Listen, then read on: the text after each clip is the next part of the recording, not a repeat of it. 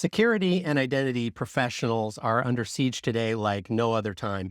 And this is because there's an expanding threat landscape, there is identity sprawl, and there are fewer and fewer resources to capitalize on. And that's why there's a renewed interest in just-in-time access, also known as JIT. So today, let's go through what is JIT, what are the benefits of it, how does it work, and why is it important now? And most importantly, how do you, as an IT professional, a security professional, or an identity professional, capitalize on it? So let's get started. Now, the first thing to note about just-in-time is it runs on the identity plane. So if you're coming at this from an application standpoint or network standpoint, an endpoint standpoint, however your security background is, we need to think a little bit like an identity professional today. Okay, so in the identity realm, there are basically 5 different identity types. So see if you identify with this. So the identity types, first and foremost, we have IT, we have workforce, which I'll denote as WF, and we have developers, right? And over here on the non-human side, we have those dreaded machines that everyone's been talking about. So those machines, they're not coming, they are here, these machine identities.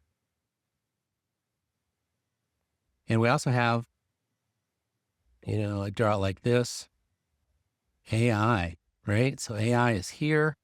Most of us are working on our models, our LLMs, our MCPs, all these acronyms that we're throwing around. But when you look at this chart right here, see if this resonates with you, right? So we have the human, the carbon-based life forms that we're all familiar with, hopefully, and we have the non-human, denoted as machine and AI. Now, the way JIT, just-in-time, works is it delivers the privilege, okay, to your privileged administrators, so whether they're human or whether they're non-human, just in time, when they need it, and only for the time that they need it. So it's time-bound. They do their job, and then it's yanked away, right?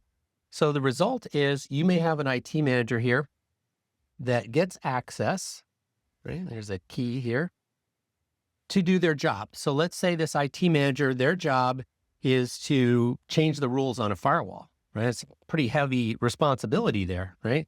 So we don't have that ability for this IT manager to do that standing there all the time. They have to request it. It goes through a workflow. Humans don't need to be involved, but it does need to be logged and monitored. They get the access that they need. They do the job in a time-bound manner, and then that access is taken away. And that is the nature of JIT. Now, you may say, hey, that's great. I understand that for the human side of this. How does that work for the non-human side? Oh, stay tuned. We got some stuff for you. Okay. Now, in JIT, the question is, why now? Why is this receiving a resurgence? Okay. Well, the answer is that there are a number of initiatives out there that you might be familiar with. Anybody ever heard of ZTN, Zero Trust Networking? There's another one, Zero Standing Privileges. And there's also another one that we call the principle of least privilege. So these are out there today, and they're out there in a real way. So organizations are putting money behind this, they're putting budget, and there are a number of initiatives, whether it's ISO, whether it's NIST, or whether it's SOC, and you can list a dozen other initiatives that have ZTN, Zero Trust Networking, Zero Standing Privileges, or the principle of least privilege baked into them, right, as a requirement. And those all link back to just-in-time, to JIT. It's all in there. So that's why professionals are looking at the threat landscape. They're seeing an expanding threat landscape with not a lot of good way to control. Things get much more opaque as you go, hey, IT managers, we've got that. But as you're starting to get into machine, AI, and you can even throw in IoT and robotic process automation, RPA, right, into this mix as well. There has to be a way to approach this that takes away the risk, that de-risks this, and makes it so that we can charge forward confidently in our company. We can support these initiatives as IT professionals, but we can do it in a way that that make sure that we're scoping down on the risk and we are in control. And that's what Zero Trust just-in-time does for us. But let's take it a step further. Let's go down a layer deeper and look at how this works in the human and non-human realm. So we touched on human, but let's drill down into that. So this IT manager, or it could be a workforce user that has the privileges on their local workstation, those local privileges taken off, right? So they can't download anything they want, can't do anything they want. They have to request that. Could be a developer. But let's stick with this IT professional for the moment being here. So this IT professional here, let's use the example of a help desk admin. Okay, this person is receiving calls, opening tickets all day long, resolving them, and they get a ticket for a very sensitive application. They need to get this user set up on it. Might be a password reset, but a lot of that's automated nowadays, but they need to set up this new user. So this IT admin right here, what do they do first to get just-in-time access? They don't have it currently. So what they do, they open up their application, they request access for this particularly sensitive application. They reference the ticket number that they're opening this up for. They justify why they're doing it in a little box, and boom, they get access. It's part of the workflow. They're a trusted IT employee, so we don't put a human in the mix yet, but this trusted IT employee now gets access to this system, and it'll even have a little countdown timer for 30 minutes or 45 minutes or an hour. So they know they're time-bound in doing this job. So they open up that application, they go into the admin console, they get this user set up. It also says on their screen that they're being monitored, logged, and recorded. And that's another huge benefit of just-in-time access is auditability and traceability. Those are two actual English words. I looked them up. And what we're doing here for this IT admin, this help desk admin, is everything is being logged. Everything's on the up and up. And this user is able to get their job done. Once they're done, that access is immediately taken away. So it's a very powerful technology here. And we get the human side of this, but what about the machines? What about them? Now that's totally different, right? Well, let's compare and contrast for a second here.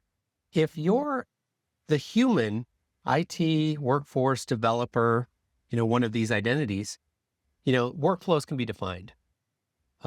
Everything is logged and audited. Can we do the same for the other side? Can we do it for machine and AI, these non-human identities?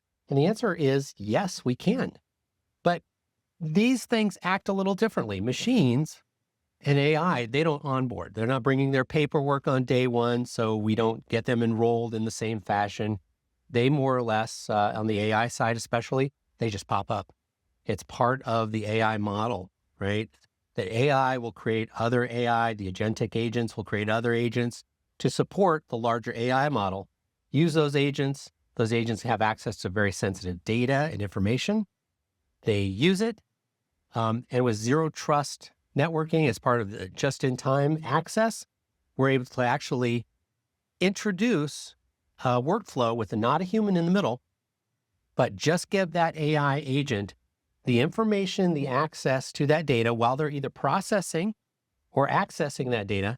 And then once they no longer need it, what do? You got it. We yank it away. And that's the power of just-in-time. And what's even better is you're able to log that. You're able to say, okay, these agents were accessing this data.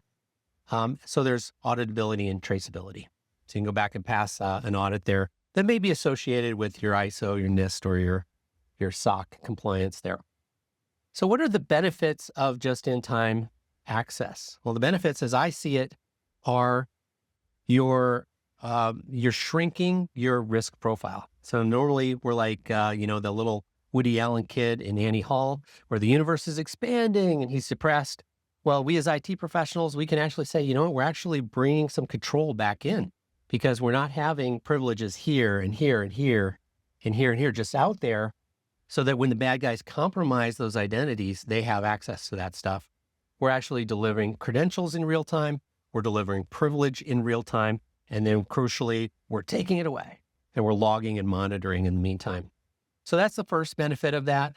Second benefit is it's real security. It's real security because you don't have agents out here, which now outnumber these non-human identities.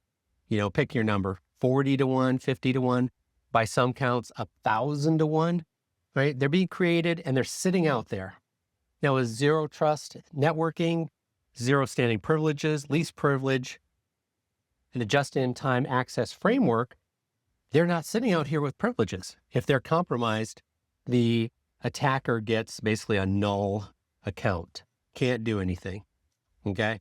So that's really powerful stuff. And the third thing, as I mentioned before, it's auditing. It's that traceability. It's accountability and making sure that even in these crazy AI models that are popping up, flying up all over the place, that we have some knowledge of who those agents are, what they're doing, what they're accessing, and then we can make sure that that access is pulled away. So this is why just-in-time access is becoming more of a thing, because organizations are understanding that the tools that they have in place for application monitoring, endpoint monitoring, network, and even some of the identity tools that they have are outdated and they're not working. So just-in-time access is a way of providing that access when the user needs it, how they need it, they do their job, and it's pulled away. And it has a lot of different advantages, not only from the security front, but in passing audits as well. So thank you for watching. And for more information, visit delinea.com.